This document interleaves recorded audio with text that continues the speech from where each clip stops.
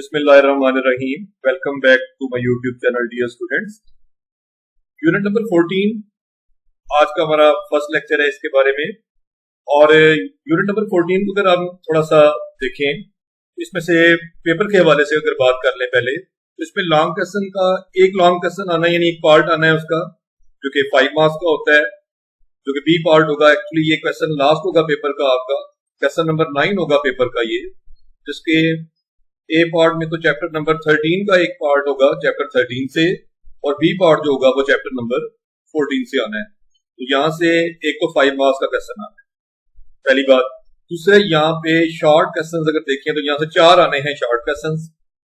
Each short question आपको पता है 2 मार्क्स का होता है, तो 8 मार्क्स के आपकी शॉर्ट क्वेश्चन भी इसमें मौजूद है।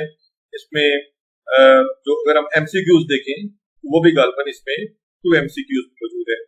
तो इस तरह से करके अगर हम देखें तो यहाँ पे 8 और 5 13 और 2 15, तो टोटल अगर आप देखें तो आपके इस चैप्टर के 15 मार्क्स बनते हैं।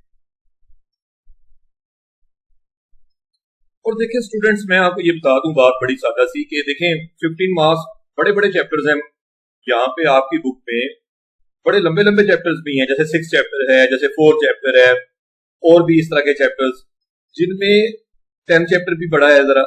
तो इसमें आप देखेंगे आप उनमें नंबर ऑफ क्वेश्चंस बहुत ज्यादा है और क्वेश्चंस के सॉल्यूशंस भी लेंथी हैं, जबकि इस चैप्टर के ना सिर्फ क्वेश्चंस छोटे छोटे हैं, शॉर्ट उनके सॉल्यूशंस हैं, आसान कॉन्सेप्ट्स हैं बिल्कुल, और मार्क्स में ये आपको 15 मार्क्स दे रहा है। तो हुई ना इंपॉर्टेंट वाली बात इसकी। तो इस वजह से यूनिट नंबर 14 अभी जो एग्जाम में अपीयर होने वाले बच्चे जो भी जा रहे हैं उनको ये चैप्टर जरूर करना चाहिए, लाजमी यहाँ से गो थ्रू होना चाहिए।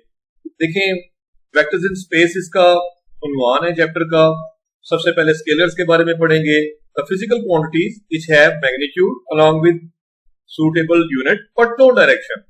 बट नो डायरेक्शन को अंडरलाइन कर लेते हैं, but no direction are called scalar quantities are scalars. For example mass है, वॉल्यूम है, डेंसिटी है, टाइम है, distance, length, speed, work and temperature etcetera. ये सारी फिजिकल क्वांटिटीज क्या हैं? ये सारी स्केलर्स हैं। क्यों बोला स्केलर्स हैं? क्योंकि इनको अगर स्पेसिफाई करना चाह रहे हैं आप, इन्हें मेजर करना चाह रहे हैं आप। और हाँ, एक बात आप सुन लें कि फिजिकल क्वांटिटी क्या होती है, डेफिनेशन का आगाज ही यहाँ से हो रहा है। तो फिजिकल क्वांटिटी उसे कहते हैं जिसे मेजर किया जा सके। अब ये देखें सारी मेजर करने के काबिल हैं। आप मैथ जो है आमतौर पे केजीज वगैरह में नाप लेते हैं, मेजर कर लेते हैं। तो देखें यहाँ कहा जा रहा था कि किस में मेजर किया जाए, मैग्नीट्यूड में सबसे पहली बात, और सूटेबल यूनिट में। मैग्नीट्यूड के साथ साथ सूटेबल यूनिट। मिसाल के तौर पे अगर आप चीनी लेने जाते हैं मार्केट से, तो आप कहेंगे कि मुझे 5 kg का बैग चाहिए चीनी का। अब 5 उसका मैग्नीट्यूड है और केजी साथ यूनिट लगी हुई है। देखें यूनिट भी होनी चाहिए केजी, और मैग्नीट्यूड भी होना चाहिए। अभी कितने केजी? 5 kg, 10 kg, आपको 20 kg कितने का बैग चाहिए? तो आपको मैग्नीट्यूड भी चाहिए और डायरेक्शन भी चाहिए, सॉरी मैग्नीट्यूड भी चाहिए और सूटेबल यूनिट भी चाहिए, लेकिन डायरेक्शन बिल्कुल भी नहीं चाहिए, यानी डायरेक्शन की कोई जरूरत नहीं होती। ऐसी सारी फिजिकल क्वांटिटीज को हम कहते हैं स्केलर क्वांटिटीज और स्केलर्स। स्केलर क्वांटिटीज को सिंपली स्केलर्स भी कह लेते हैं। नेक्स्ट है वेक्टर्स। क्या होते हैं? ऐसी फिजिकल क्वांटिटीज, यानी ऐसी क्वांटिटीज जिन्हें मेजर किया जा सके, व्हिच हैव मैग्नीट्यूड, जिनका मैग्नीट्यूड होता है, वहां भी मैग्नीट्यूड था, यहाँ भी है, along with suitable unit. Suitable unit वहां भी थी, यहाँ भी है, बट लिखा हुआ है एज वेल एज। ये सबसे अहम बात लिखी हुई है, एज वेल एज डायरेक्शन। देखिए दोनों में फर्क देखें। उसमें नो डायरेक्शन, मैंने आपसे कहा था अंडरलाइन करें नो डायरेक्शन। इसमें कहा गया as well as direction are called vector quantities are simply vectors. Vector quantities को सिंपली वेक्टर्स भी कहते हैं। और मिसाल है displacement, velocity, acceleration, weight, force, momentum, जिसे टॉर्क भी कहते हैं। टॉर्क ऑफ अ फोर्स जानते हैं आप। और फिर है जनाब आपके पास मैग्नेटिक फील्ड। ये सारी की सारी डायरेक्शन रखती हैं। आप देखें डिस्प्लेसमेंट किसी डायरेक्शन में होता है। हम कहते हैं हमें अगर ए से बी तक जाना है तो हम ए टू बी वेक्टर, हम इसे वेक्टर की फॉर्म में ड्रॉ करेंगे, ए टू बी। अगर हमें डिस्प्लेसमेंट दिखाना है ए से बी वेक्टर का, तो हम लिखेंगे vector from A to B, अगर हम ए से बी की डायरेक्शन में जाएं। देखिए डिस्प्लेसमेंट एक पॉइंट से दूसरे पॉइंट की जानिब होता है, एक पॉइंट से दूसरे पॉइंट की तरफ होता है। या तरफ वाली बात यानी डायरेक्शन वाली बात आ जाती है। वैसे तो डिस्प्लेसमेंट और डिस्टेंस में क्या फर्क है? वैसे डिस्प्लेसमेंट और डिस्टेंस में माइनर सा फर्क है। डिस्टेंस की बात करें तो वो फासला है जिसमें कोई डायरेक्शन नहीं है, बस ए से बी तक फासला। अगर आप डिस्टेंस की बात इसी के वर्सेस कर लें तो बस आपने ए से बी तक बल्कि आप कहेंगे between A and B, distance between A and B लेंगे, दो पॉइंट्स का दरमियानी फासला।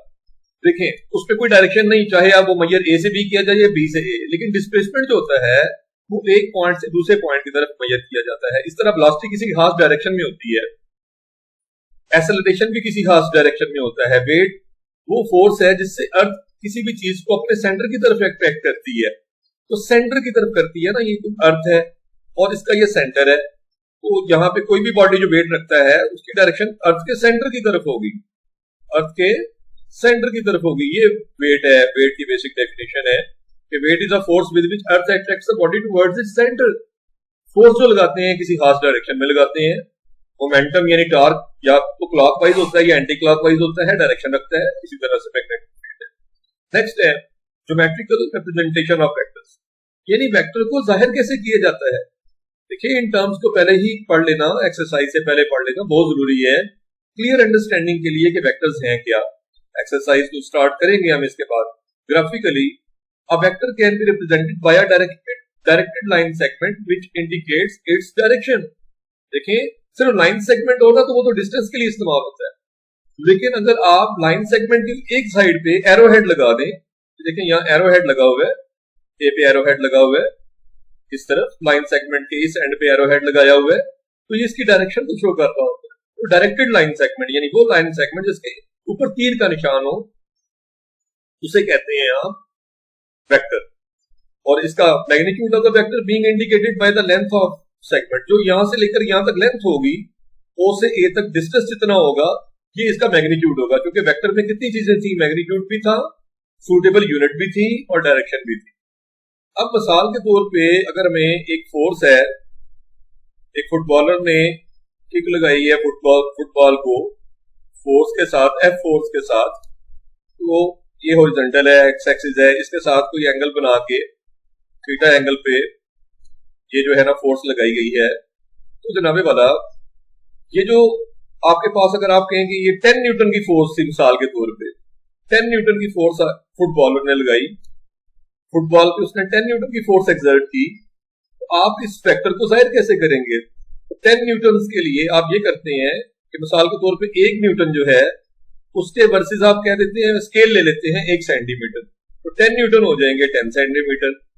तो 10 सेंटीमीटर लंबा आप एक लाइन सेगमेंट की मसलन यही है कि आपने फोर्स ही ले ले हैं, ए वेक्टर की जगह मैं एफ वेक्टर लिख देता हूं, यही वो फोर्स है। तो यहां से लेकर यहां तक 10 सेंटीमीटर लंबा आप एक लाइन सेगमेंट ड्रॉ करेंगे 10 सेंटीमीटर, 10 सेंटीमीटर लॉन्ग आप एक लाइन सेगमेंट ड्रॉ कर देंगे, याद रखिए, और उसकी डायरेक्शन वही रखेंगे जो फोर्स की डायरेक्शन थी, उसे फोर्स की डायरेक्शन में ड्रॉ करेंगे।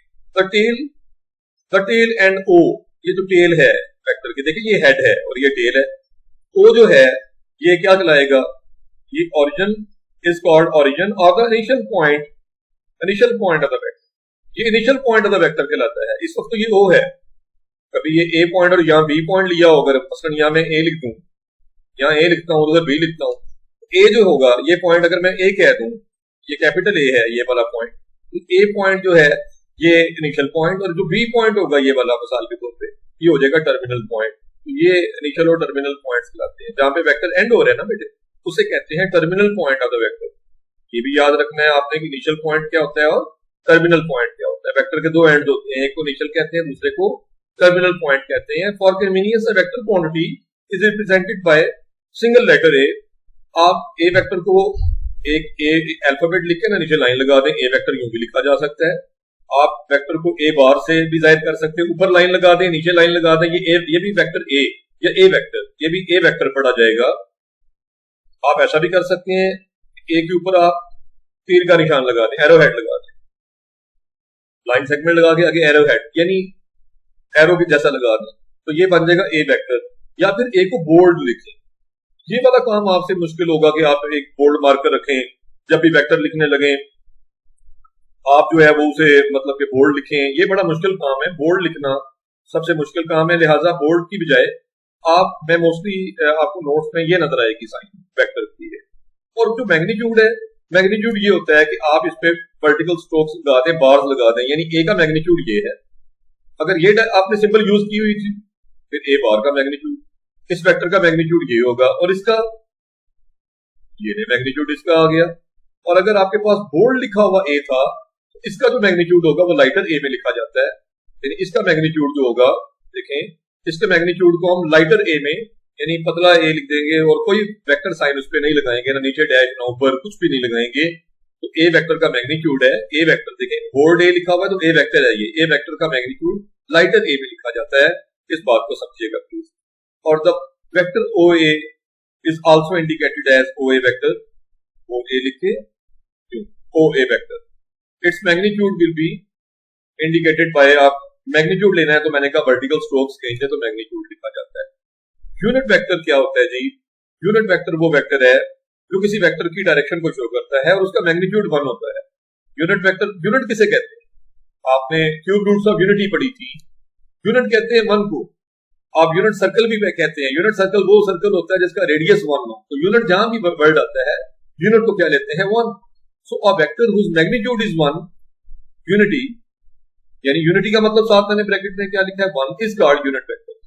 और ये जो वेक्टर v, अगर कोई वेक्टर है आपका तो उसका यूनिट वेक्टर भाई v हैट से जाहिर किया जाता है, v लगा के, ये वेक्टर v है, इसके ऊपर हैट लगा देंगे तो ये कैप या हैट पढ़ते हैं इसको, अगर आप उसके ऊपर कैप का निशान बना दें तो ये बन जाएगा यूनिट वेक्टर। ये हैट उसकी खास अलामत है यूनिट वेक्टर की।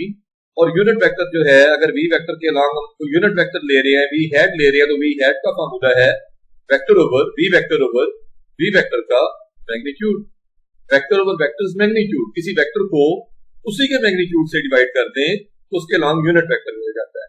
अच्छा, इसी फार्मूला से हम ये भी देख सकते हैं, हमने यहाँ पढ़ा है ऐसा वेक्टर जिसका मैग्नीट्यूड 1 हो, उसे हमने कहा था यूनिट वेक्टर। तो देखें, क्या मैं मैग्नीट्यूड लेके दिखाऊं आपको, बोथ साइड्स पे इसी में मैग्नीट्यूड लिखे, देखें v हैट का मैग्नीट्यूड, यहाँ आ जाएगा v मैग्नीट्यूड। मैग्नीट्यूड तो ऑलरेडी मैग्नीट्यूड का पहले स्केलर होता है, तो मैग्नीट्यूड को मैग्नीट्यूड ही लिखे, v मैग्नीट्यूड, दोनों तरफ मैग्नीट्यूड लिया है मैंने बेटे, तो इधर ऊपर वाले वेक्टर पे आ गया है, क्योंकि मैग्नीट्यूड वेक्टर का होता है लिहाजा इधर ऊपर ही आएगा, सिर्फ डबल मैग्नीट्यूड नहीं लगाना आपने। तो v मैग्नीट्यूड से कैंसिल और रिजल्ट कितना आ जाएगा 1। तो पता चला यूनिट वेक्टर का मैग्नीट्यूड 1 होता है, ये इक्वेशन भी बता। बल्कि आप इस इक्वेशन से वेक्टर भी लग कर सकते हैं। देखें v वेक्टर अगर लग किया जाए तो v वेक्टर क्या आ रहा है, डिवाइड होने वाला ये क्वांटिटी मैग्नीट्यूड इधर आके मल्टीप्लाई हो जाएगा, तो आएगा v magnitude into v hat, v magnitude into v hat. ये आ जाएगा वेक्टर का एक फार्मूला। कभी कभी आपको यूनिट वेक्टर भी दे रहा होता है और वेक्टर का मैग्नीट्यूड भी दे रहा होता है और वेक्टर रिक्वायर कर रहा होता है, तो फिर ये फार्मूला हम लगाते हैं। नेक्स्ट है जीरो और नल वेक्टर। जीरो और नल वेक्टर क्या है जी? अब vector whose magnitude is zero, सीधी सीधी बात यही मौजूद है वर्ड्स के अंदर, जीरो और नल, नल भी जीरो होता है जी, नल मींस नथिंग यानी जीरो। तो आपके पास जीरो और नल वेक्टर जब भी आप डिस्कस करते हैं तो बेटा नल वेक्टर वो होता है जिसका मैग्नीट्यूड क्या हो, जीरो। वो तो डेफिनेशन में भी वर्ड था, जैसे यूनिट 1 होता है और नल या जीरो, जीरो वेक्टर जिसका मैग्नीट्यूड जीरो, जिसका, और इसे ओ से जाहिर करते हैं आमतौर पर उस वेक्टर को। फिर आता है नेगेटिव ऑफ अ वेक्टर। अच्छा, एमसीक्यूज में भी ये साथ साथ बातें आती हैं, इनमें से ना चीजें आ जाती हैं। आपसे मल्टीपल चॉइस पूछा जा सकता है नल वेक्टर की या जीरो वेक्टर की क्या डायरेक्शन होती है, तो बेटा इसकी डायरेक्शन आर्बिट्रेरी होती है, ये किसी भी फिक्स डायरेक्शन में नहीं होता, कुछ भी हो सकती है। तो इसे कहते हैं, इसकी डायरेक्शन क्या है, आर्बिट्रेरी डायरेक्शन में होता है। ये एमसीक्यूज बन सकता है। नेक्स्ट है जनाब नेगेटिव ऑफ अ वेक्टर। देखिए, ऐसा वेक्टर अगर आपके पास जिसका मैग्नीट्यूड उतना ही हो as that of given vector, लेकिन अगर उसकी direction opposite to that of vector given vector हो, तो फिर उसे कहते हैं नेगेटिव ऑफ वेक्टर। मिसाल के तौर पे एक यूं कह लें कि दो वेक्टर्स अगर आपके पास हैं, तो दो वेक्टर्स अगर सेम मैग्नीट्यूड रखें लेकिन उनकी डायरेक्शन एक दूसरे के बिल्कुल एंटायरली अपोजिट हो, तो वो एक दूसरे के नेगेटिव वेक्टर्स होंगे। Two vectors are said to be negative. देखिए, दो वेक्टर्स एक दूसरे के नेगेटिव वेक्टर्स कहलाते हैं if each negative of each other if they have same magnitude but opposite direction. उनके मैग्नीट्यूड तो सेम हो लेकिन डायरेक्शंस में अपोजिट हो। अगर A B vector V vector है तो आप बी ए वेक्टर कर देंगे। अगर बी ए वेक्टर पढ़ेंगे, देखें बी टू ए जाएंगे तो यही बी वेक्टर आपका हो जाएगा नेगेटिव बी वेक्टर। तो इससे हम ये भी लेते हैं कि जब भी हम दो वेक्टर्स जैसे लिख रहे होंगे ना, आप पेपर में आप एक्सरसाइज के क्वेश्चंस कर रहे होंगे, तो एक्सरसाइज के क्वेश्चंस करते हुए आप देखेंगे तो जब ए बी वेक्टर आपके पास आ रहा है और आप चाह रहे होंगे कि अगर मैं बी ए वेक्टर यहाँ से लिख दूं मिसाल के तौर पे, तो जैसे ही आप इन अल्फाबेट्स की जगह चेंज करते हैं, इनकी प्लेस चेंज करते हैं, ए की जगह बी ले जाएं और बी की जगह ए ले आए तो बनेगा बी ए। तो ये वेक्टर के लिए बराबर नहीं आना, यहाँ एक नेगेटिव साइन भी लगाना है। यानी जब भी आपने प्लेस चेंज करनी है, टर्मिनल पॉइंट को इनिशियल पॉइंट पे बदल देना है और इनिशियल पॉइंट को टर्मिनल पॉइंट से बदल देना है। ए की जगह बी ले आना है और बी की जगह ए, तो साथ एक नेगेटिव साइन भी लगाना है, आपने हमेशा याद रखना है। नेक्स्ट है scalar multiplication. Multiplication of a vector B, नाम से जाहिर है, देखिए यहाँ भी इसके अंदर नाम मौजूद है।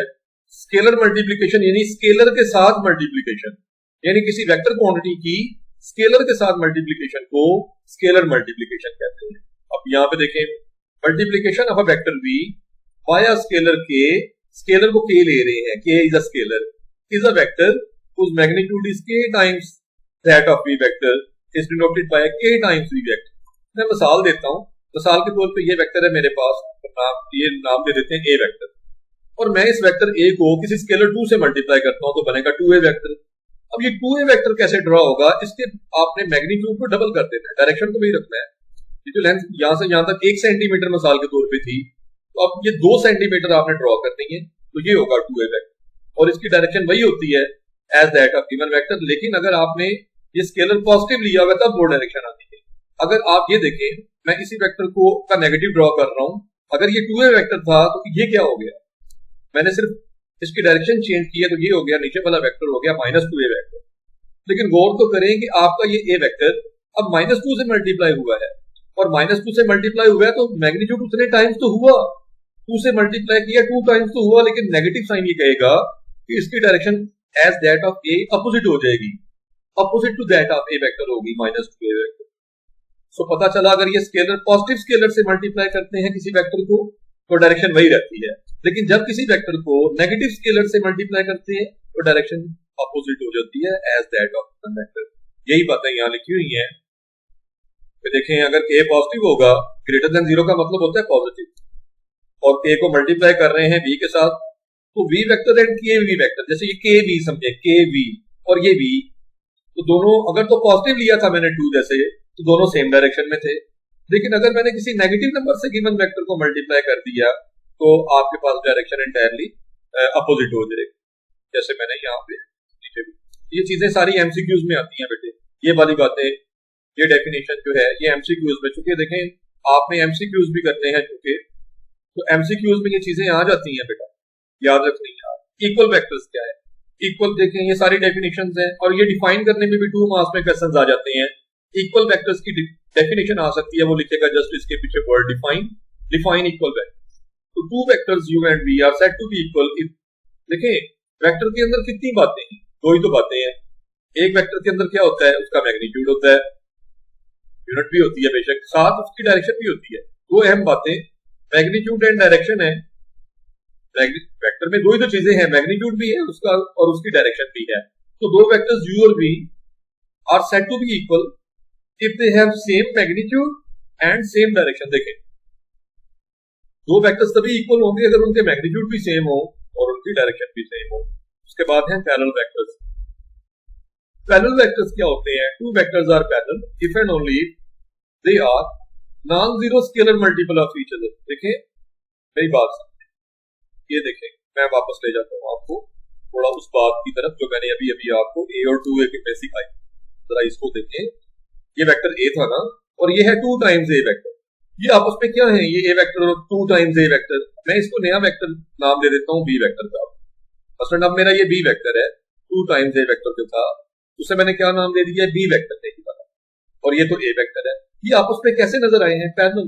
क्यों, ये इसको स्केलर से मल्टीप्लाई करके हासिल किया गया था। b वेक्टर का scalar multiple of a vector, 2 times a vector. तो देखें यहाँ भी पैरेलल वेक्टर्स क्या होते हैं, वो vectors if and only 2 vectors are parallel, parallel होंगे if and only if they are, if and only if they are non-zero scalar multiple of each other। देखिए 2 एक non-zero scalar था, तो non-zero scalar multiple of each other अगर होंगे तो parallel vectors होंगे, या यूं कह लें कि u vector parallel to v vector होगा, u will be parallel to v if and only I double f होता है बेटा, if and only u is equal to k times scalar times v where k is non-zero।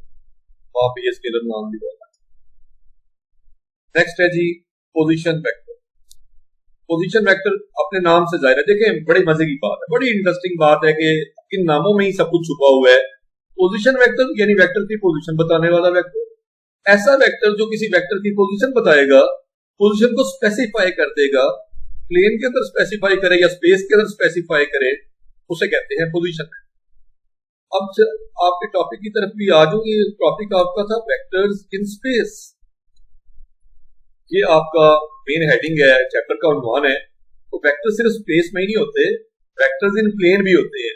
तो आपके syllabus में दोनों ही रखे हुए हैं उसने, उन्वान में तो ये लिख दिया है, लेकिन स्पेस का क्या मतलब है और प्लेन का क्या मतलब है। तो प्लेन होती है 2D, 2 डायमेंशन में, एक्स वाई प्लेन जैसे होती है आपकी, ये प्लेन है। ये प्लेन सरफेस जो आपकी है 2 एक्सिस के दरमियान आएगी, तीसरा एक्सिस इन्वॉल्व नहीं होगा। लेकिन स्पेस में अगर बात करें तो फिर इसमें तीसरा एक्सिस भी इन्वॉल्व हो जाएगा, जो कि जेड एक्सिस। तो देखें, a vector used to specify the position of a point, position of a point in a space और plane relative to some point, usually origin, आमतौर ये relative to O, relative to O मतलब with respect to O। इस card में बताता हूं इस बात का मतलब भी, इस card position vector of the point, भाई पोजीशन वेक्टर किसी पॉइंट की ली जाती है। मिसाल के तौर पे ये मेरे पास प्लेन का या स्पेस का कोई पॉइंट है, ये एक्सिस है, मैंने इसकी पोजीशन बतानी है तो मुझे ओरिजिन लेना पड़ेगा। सबसे पहले कहीं ओरिजिन मानना पड़ेगा, जहां एक्सिस मिलते हैं उसे ओरिजिन कहते हैं। O से लेके आपने किस पॉइंट तक जाना पड़ेगा, O से P आपने वेक्टर ड्रॉ करना है, O to P वेक्टर, ये होगा OP वेक्टर। ये जो OP वेक्टर है ये कहलाएगा position vector of point P, ये OP vector, position vector of point P, OP vector. आमतौर पे OP वेक्टर को फिजिक्स में R वेक्टर से जाहिर किया जाता है, OP वेक्टर। देखिए यहाँ पे लिखा हुआ है OP वेक्टर से डिनोट हो गया। और यहाँ पे मैंने एक बात और सिखाई है जो बार बार एक्सरसाइज में भी यूज होगी, कि अगर आपने एक पॉइंट से दूसरे पॉइंट की तरफ जाना है, AB वेक्टर ड्रॉ करना चाहते हैं, you are to draw AB vector. आप सीखना चाहते हैं AB वेक्टर क्या होगा, जबकि आपको A और B के पोजीशन वेक्टर्स पता है, आपको A पॉइंट प्लेन के दोनों पॉइंट्स के पोजीशन वेक्टर्स पता है। A पॉइंट का पोजीशन वेक्टर क्या है, स्मॉल a, OA नजर आ रहा है। देखिए B पॉइंट का पोजीशन वेक्टर था OP, किसी भी पॉइंट का पोजीशन वेक्टर हो तो O से जोड़ा जाता है उस पॉइंट को। अगर आपको पोजीशन वेक्टर ऑफ A बोलना है, पोजीशन वेक्टर B लिख रहा हूं, position B for vector, position vector of A point अगर होगा, पोजीशन वेक्टर ऑफ A ये लिखा जाएगा OA vector, position vector of point A। इस तरह position vector of point B point का पोजीशन वेक्टर क्या होगा, OB वेक्टर होगा, OA vector and OB vector होंगे ये।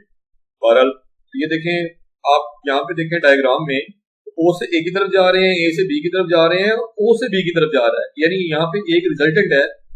देखें O से A की तरफ जाएं और A से B की तरफ जाएं तो पहले वेक्टर के टेल को लास्ट वेक्टर के हेड से मिलाने वाला रिजल्टेंट होता है, हेड टू टेल रूल आप जानते होंगे। तो यहाँ पे OB रिजल्टेंट बन रहा है। OB किस किस का रिजल्टेंट है, O से A प्लस A से B is actually O to B। So O से A, OA vector plus A से B की तरफ जाएं, AB vector will be equal to OB vector. भाई पहले की टेल को लास्ट के हेड से मिलाने वाला क्या होता है, रिजल्टेंट वेक्टर, तो वो आया OB वेक्टर के इक्वल। अब OA वेक्टर क्या है, यहाँ पे नजर आ रहा है A वेक्टर है, और OB कितना है, OB तो B वेक्टर है। तो 2 पॉइंट्स के मैंने कहा था आपको पोजीशन वेक्टर्स पता हो तो आप A से B वाला वेक्टर ड्रॉ करना चाह रहे हैं। इंटरेस्टिंग बात ये है कि आप AB वेक्टर इस सूरत में चाह रहे हैं, जबकि 2 पॉइंट्स के पोजीशन वेक्टर्स पता थे। दोबारा सुनिए, 2 पॉइंट्स के अगर पोजीशन वेक्टर्स पता हो, दोनों पॉइंट्स को आपस में ज्वाइन करने वाला वेक्टर बताना चाह रहे हैं आप। दोनों पॉइंट्स को जिनके पोजीशन वेक्टर्स पता थे उनको ज्वाइन करने वाला वेक्टर, यानी AB वेक्टर आप चाह रहे थे, या BA वेक्टर भी लिख सकते हैं। तो बहरहाल AB यहाँ पे मैंने OA वेक्टर को A लिखा है और OB को B वैल्यू पुट की है। यहाँ से AB चूंकि मुझे चाहिए था, ये मेरा अननोन वेक्टर था, तो इसको मैंने लग किया है। AB वेक्टर को लग करे तो आता है ये A जाके माइनस हो जाएगा, B माइनस A। दूसरे लफ्जों में मैंने यहाँ वर्ड्स में लिख दिया है, B क्या था, B था position vector of point B minus position vector of point A। देखिए A था position vector of point A, तो यहाँ ये वर्ड में इस बात को मैंने लिखा, और ये इसका एक्सरसाइज में भी अच्छा खासा यूज। आपको ये सारी बात बताने का मकसद एक्सरसाइज के क्वेश्चंस की टेक्निक्स को बेहतर बनाना है, और दूसरा मकसद इसका डेफिनेशंस का, क्योंकि मैंने आपसे कहा था कि यहाँ से 4 शॉर्ट क्वेश्चंस आने हैं इस चैप्टर से, तो 4 शॉर्ट एक आध डेफिनेशन जरूर आ जाती है 4 शॉर्ट क्वेश्चंस। उसके बाद है जी आपके पास टॉपिक वेक्टर्स इन स्पेस। मैंने आपसे अभी अर्ज की थी कि अगर आपके पास 3 मुस्टली परपेंडिकुलर एक्सिस हो और आप एक वेक्टर ड्रॉ कर दें, देखिए स्पेस का मतलब है जैसे आप कमरे में, आप किसी कमरे में हैं और कमरे में पंखा लगा हुआ है, जो पंखा हैंग कर रहा है, जो पंखे की सबसे ये नीचे वाली टिप है ये फैन है जो कि रोटेट कर रहा है, ये एक रॉड के साथ छत के साथ कनेक्टेड है। ये पॉइंट है जहां पे एक्सल पॉइंट है, पंखा घूम रहा है, ये आपका स्पेस में है। यानी ये अगर मैं एक्सिस ड्रॉ कर दूं, ये एक्स एक्सिस से भी कुछ ना कुछ डिस्टेंस रखता होगा, वाई एक्सिस से भी और जेड एक्सिस से। तो स्पेस में जब हम आते हैं तो हमें 3 कोऑर्डिनेट्स डिस्कस करने पड़ते हैं, पॉइंट्स के एक्स, वाई और जेड। यानी जब पॉइंट स्पेस में चला जाता है, प्लेन में तो देखें ना, प्लेन में तो सिर्फ 2 एक्सिस होंगे जिनसे वो डिस्टेंस रखेगा, सिर्फ एक्स एक्सिस के लॉन्ग भी डिस्टेंस मेजर किया जा रहा होगा और वाई एक्सिस के लॉन्ग भी डिस्टेंस मेजर किया जा रहा होगा। और ये एक्स एक्सिस के लॉन्ग डिस्टेंस अगर एक्स ले लिया जाए और वाई एक्सिस के लॉन्ग डिस्टेंस इसका वाई ले लिया जाए, तो पॉइंट के कोऑर्डिनेट्स हुआ करते थे एक्स का मतलब, आपको पता है इस बात का। लेकिन अब आपके पास तो तीसरा एक्सिस भी इन्वॉल्व है और वो जो पॉइंट आपका हैंग कर रहा है स्पेस के अंदर, उसका तीसरे एक्सिस से भी कोई ना कोई फासला होगा और वो फासला जेड है। तो कोऑर्डिनेट्स हो जाएंगे एक्स वाई जेड। और मैंने यहाँ पे ओपी वेक्टर को यू वेक्टर का नाम दिया है, आमतौर पे आर वेक्टर भी कहते हैं, यहाँ यू वेक्टर कहा जा रहा है। एक बात और समझ लीजिएगा, पोजीशन वेक्टर अगर आपके पास था, इस पॉइंट के कोऑर्डिनेट यहां से समझ ले, पॉइंट के कोऑर्डिनेट्स क्या है, एक्स कामा वाई। अगर किसी पॉइंट के कोऑर्डिनेट्स पी पॉइंट के कोऑर्डिनेट्स एक्स और वाई हो तो उसका पोजीशन वेक्टर होता है, उसको ओ से जोड़ने का पोजीशन वेक्टर पढ़ा जाएगा ना, क्योंकि रिलेटिव टू ओ लिया जाता है position vector, with respect to O position specify होती है, ओ से मिलाना पड़ता है उस पॉइंट को, ओरिजिन से मिलाना पड़ता है, तब उसकी पोजीशन स्पेसिफाई होती है। सो ओपी वेक्टर होगा x comma with square brackets x comma y with square brackets. देखिए ऑर्डर्ड पेयर तो राउंड ब्रैकेट्स में होता है, ये तो राउंड ब्रैकेट छोटी ब्रैकेट में होता है ऑर्डर्ड पेयर। पॉइंट की पोजीशन को स्पेसिफाई करने वाला ऑर्डर्ड पेयर तो एक्स कामा वाई है, ये तो पॉइंट है, लेकिन ये पॉइंट का पोजीशन वेक्टर है। हम करते क्या है, उन्हीं कोऑर्डिनेट्स के गिर्द स्क्वायर ब्रैकेट्स लगा देते हैं, याद रखें, उन्हीं कोऑर्डिनेट्स के गिर्द स्क्वायर ब्रैकेट्स, ठीक है जी। और इसे बाद में लिखा जाता है, आपको पता है, एक्स आई प्लस वाई। ये फिजिक्स में भी है, एक्स कामा वाई। हम ये हॉरिजॉन्टल एंड वर्टिकल कंपोनेंट्स में, रेक्टेंगुलर कंपोनेंट्स में वेक्टर को रिजॉल्व करते हैं तो एक्स आई प्लस वाई जे बन जाता है। इसकी वजाहत भी मैं करता हूँ आगे जाके, ये एक्स आई प्लस वाई जे क्यों बनता है, लेकिन आपने याद रखना है कि दोनों फॉर्म इंटरचेंजेबल हैं। अगर आपके पास स्क्वायर ब्रैकेट्स में एक्स कामा वाई लिखा नजर आए, स्क्वायर ब्रैकेट्स में एक्स कामा वाई लिखा है, तो वो लिखा जाएगा एक्स आई प्लस वाई जे। और अगर आपके पास एक्स आई प्लस वाई जे हो तो आप ये फॉर्म में जा सकते। देखें एक्स वाई जेड, देखिए पॉइंट के कोऑर्डिनेट्स क्या थे, राउंड ब्रैकेट्स में थे, राउंड ब्रैकेट्स में थे एक्स वाई जेड। तो मैंने लिखा है, क्योंकि मैं पोजीशन वेक्टर लिख रहा हूं तो मैंने स्क्वायर ब्रैकेट्स लगा दी हैं उन्हीं कोऑर्डिनेट्स के अबाउट। जहां पे राउंड ब्रैकेट आती है वहां स्क्वायर ब्रैकेट लगा दी जाती है। अच्छा, इसको देखें, इस वेक्टर को, अब ये वेक्टर बन चुका है और इस वेक्टर को आपने देखें लिखा कैसे है, x 0 0 plus 0 y 0 plus 0 0 z. मैं बताता हूँ, अगर हम इनमें ऐड भी कर लें तो अगर हम तमाम फर्स्ट कोऑर्डिनेट्स को ऐड करें तो एक्स में 0 और 0 ऐड होगा तो एक्स ही आ जाएगा। 0 में वाई, दूसरे कोऑर्डिनेट्स देखें, 0 में वाई और ये वाला 0, ये ऐड होंगे तो वाई आ जाएगा। और 0 प्लस 0 देखें, 0 प्लस 0 और इसमें आप ऐड करेंगे z, इनको अब अगर आप ऐड करते हैं तो z आ जाएगा। अब ये x अगर कॉमन ले लेते हैं तो सब x से डिवाइड होंगे तो 1 0 0। इस वेक्टर से आपने y कॉमन लिया 0 1 0 और इससे z कॉमन लिया है 0 0 1। तो ये देखें 1 0 0 को क्या लिख दिया गया, बड़ी इंटरेस्टिंग बात, ये जो 1 0 0 है इसको लिखा जाता है आई यूनिट वेक्टर। अब आप हैरान होंगे ये 1 0 0 आई कैसे हो गया।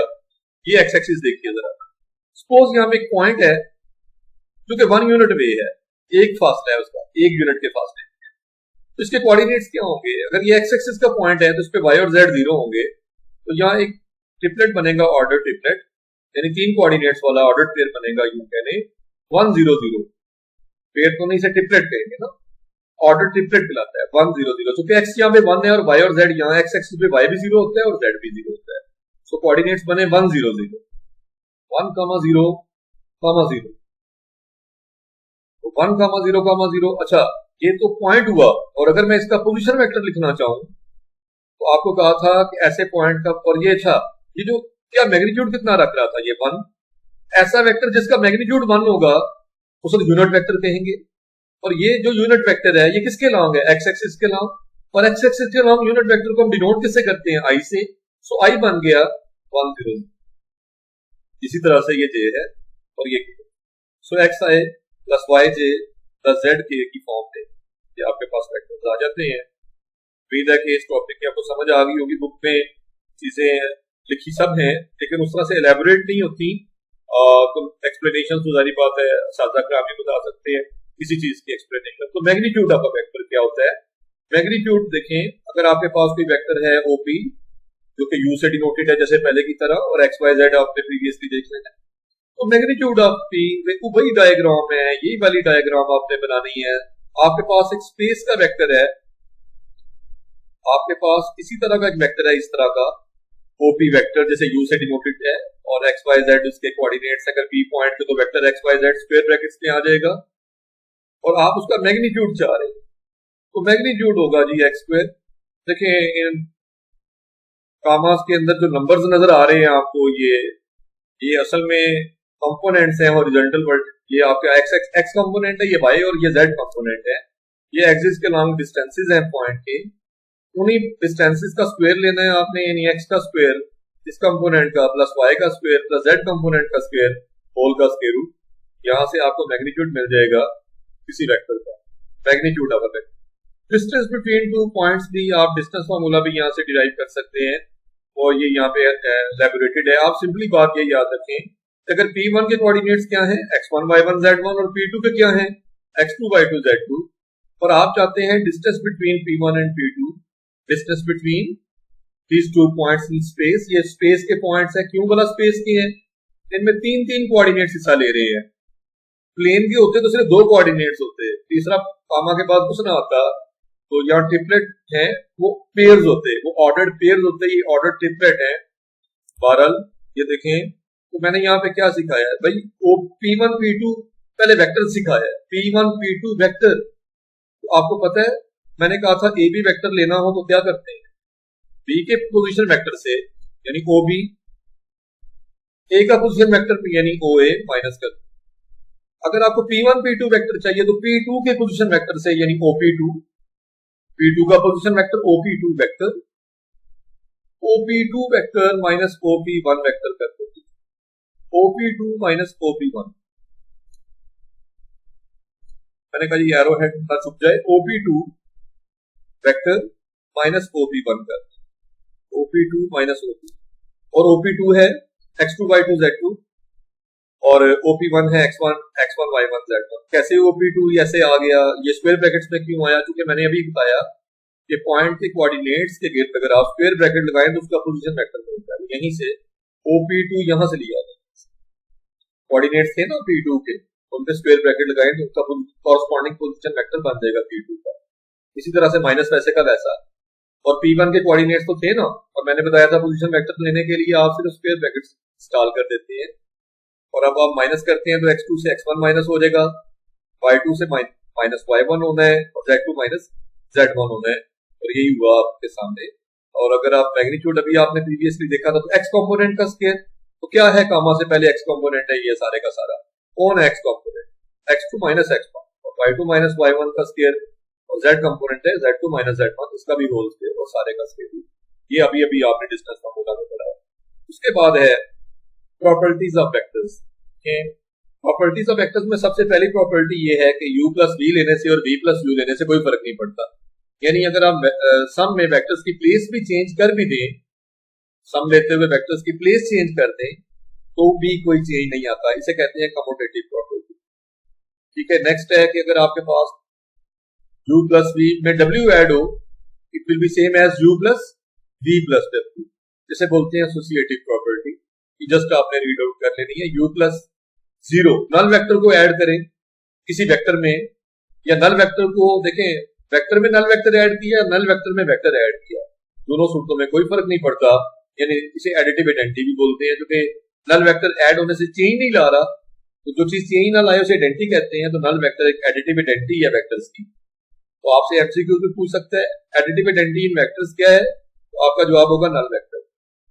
नेक्स्ट है कि एडिटिव इनवर्स, u का एडिटिव इनवर्स माइनस u होता है, क्योंकि इन्हें ऐड करने से नल वेक्टर यानी आइडेंटिटी जवाब आए। जब भी आंसर एक आइडेंटिटी आए तो याद रखें ऐड होने वाले एक दूसरे के इनवर्स होते हैं, तो u और माइनस u एडिटिव इनवर्स कहलाते हैं एक दूसरे के।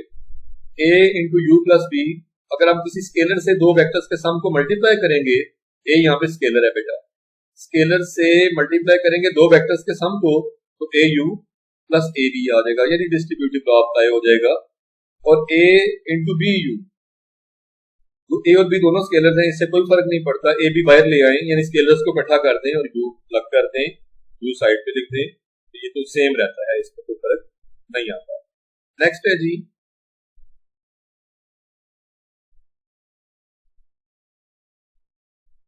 नेक्स्ट है आपके पास डायरेक्शन एंगल्स एंड डायरेक्शन को साइंस ऑफ अ वेक्टर क्या होते हैं। तो सबसे पहले क्वेश्चन इस तरह से एग्जाम में आ सकता है, ये सीख लीजिएगा कि define direction angles and direction को cosines of vector R vector है X I plus Y J plus Z K, and prove that X cos square alpha plus cos square beta plus cos square gamma 1 होता है जी।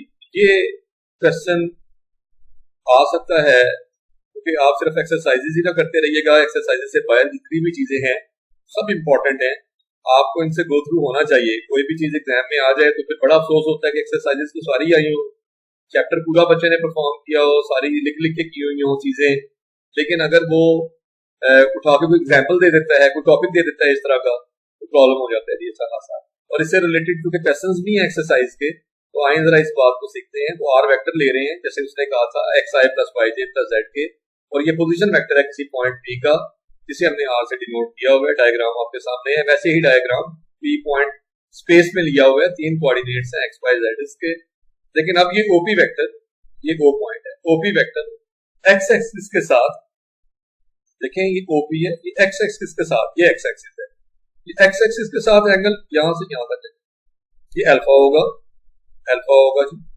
और ये Y axis के साथ beta बना रहा है, ये वाई एक्सिस है इसका, और जेड एक्सिस के साथ ये वेक्टर जो है ये वाला एंगल क्या बना रहा है, गैमा। तो ये आपका OP vector x axis y axis और जेड एक्सिस के साथ अल्फा बीटा गैमा एंगल बनाता है, ये बात आपको लिखी हुई है, समझ आ रही है बेटा। और इसमें देखें आपके पास अल्फा जो है इसकी रेंज होती है बेटा, याद रखनी है 0 से पाए, ये एमसीक्यूज में आ जाती है, ये इन तीनों एंगल्स की रेंज 0 से पाए तक होती है, 0 से पाए तक वेरी करते हैं, आपने साबित करना है। अच्छा याद रखें कि अल्फा बीटा गैमा फिर क्या कहलाएंगे, alpha beta gamma direction angles कहलाएंगे। याद रखें जब कोई वेक्टर एक्सिस के साथ जितने जितने मैग्नीट्यूड के एंगल्स बनाता है वो एंगल्स डायरेक्शन एंगल्स कहलाते हैं। अगर कोई वेक्टर एक्सिस के साथ एंगल्स बना रहा हो तो वो एंगल्स क्या कहलाएंगे, डायरेक्शन एंगल्स। और उन डायरेक्शन एंगल्स के यानी अल्फा बीटा गैमा के कॉज ले लें, कॉज को साइन को कहते हैं, कॉज को हम इन शॉर्ट कह देते हैं, पूरा वर्ड है कोसाइन। अगर हम इन एंगल्स के कॉज ले लें यानी कोसाइन ले लें, तो ये पहले क्या थे डायरेक्शन एंगल्स, अब कहलाएंगे direction cosine. Cos alpha, cos beta, cos gamma और कॉज डायरेक्शन कोसाइन। और साबित करना था आपने कॉज के अल्फा प्लस कॉज के बीटा प्लस कॉज के गैमा वन है। इसे प्रूव करने के लिए आपको एक राइट ट्रायंगल देखें लेनी पड़ेगी। आपने पी पॉइंट से परपेंडिकुलर ड्रॉप किया हुआ है, देखें किस पे, एक्स एक्सिस पे, और उस परपेंडिकुलर का नाम है एपी, ये डैशेस लाइन में नजर आ रहा है आपको एपी। अब ये चूंकि प्लेन की बात, यानी आपका पेपर एक प्लेन होता है ना, पेपर तो बिल्कुल प्लेन शीट है, मेरे पास ये स्क्रीन भी प्लेन है, और मैं बात स्पेस की कर रहा हूं, तो ये बात जरा 3D वाली बात है, और वो 3D वाली बात पेपर पे समझना थोड़ा सा मुश्किल होता है। तो आप इस चीज को 3D के कॉन्सेप्ट को, इसी चीज को आप गूगल करके वीडियो में देखिए इन चीजों को, कि वीडियोग्राफी में ये चीजें आपको प्रॉपर नजर आएंगी कि हाँ यहाँ पे राइट परपेंडिकुलर बनता है, यहाँ पे 90 डिग्री ये डैशेस लाइन यानी एपी लाइन जो है ये ओ ए के साथ एंगल 90 बनाएगी, तो ए पे राइट एंगल बनता है, सो ये ओ ए पी एक राइट ट्रायंगल बन जाती है। ओ ए पी नजर आएगी आपको, ओ ए और ये पी इस तरह जाए। राइट ट्रायंगल बनेगी जिसके वर्टेक्स पे एंगल अल्फा था, तो कॉस अल्फा होगा बेस ओवर हाइपोटेन्यूज, क्योंकि होता है ना बेटे, कॉस होता है कर्ली ब्राउन है, बेस इसकी ओए है और 90 की मैंने कहा था ए पे 90 एंगल बनता है।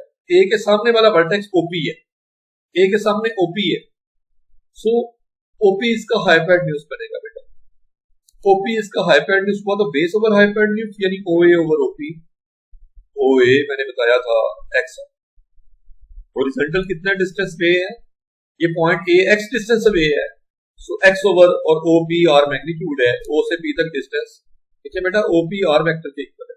तो ओपी का मैग्नीट्यूड अगर लेंगे, ओपी मैग्नीट्यूड वो होगा ओपी वेक्टर का मैग्नीट्यूड आर वेक्टर का मैग्नीट्यूड, तो आर मैग्नीट्यूड आपको यहाँ पे नजर भी आ रहा होगा। कॉस अल्फा की वैल्यू आ गई है, इसी तरह cos beta Y over are magnitude और cos gamma Z over are magnitude होगा। और यहाँ से आपने फिर फर्दर आगे जाना है, तो आपने आर मैग्नीट्यूड भी बता दे। आर मैग्नीट्यूड क्या है आपको पता है, प्रीवियसली पढ़ा है। अगर आपका आर वेक्टर एक्स आई प्लस वाई जे प्लस जेड के था, ये देखे ना, ओपी वेक्टर किसके इक्वल था, आपका ओपी वेक्टर इस टॉपिक में आर वेक्टर के इक्वल है। अगर पी के कोऑर्डिनेट्स एक्स वाई जेड है तो आप स्क्वायर ब्रैकेट में भी लिख सकते हैं, दूसरी फॉर्म भी बताई थी, एक्स आई प्लस वाई जे प्लस जेड के। अगर ये आर वेक्टर है तो आर का मैग्नीट्यूड क्या होगा, आपने बताया था आपने कि ये एक्स का स्क्वायर, आपसे बात हुई थी सॉरी, एक्स का स्क्वायर प्लस वाई का स्क्वायर प्लस जेड का स्क्वायर होल स्क्वायर रूट होगा, ठीक है ना, X square plus Y square plus Z square root आ जाएगा। आर का मैग्नीट्यूड, मैग्नीट्यूड का फार्मूला भी आपने रिसेंटली पढ़ लिया था। सो कॉस स्क्वायर अल्फा को बेटा इस पे स्क्वायर लेना है, इस साइड पे स्क्वायर लेंगे। कॉस अल्फा की value x over are magnitude है ना, वैल्यू पुट की गई है।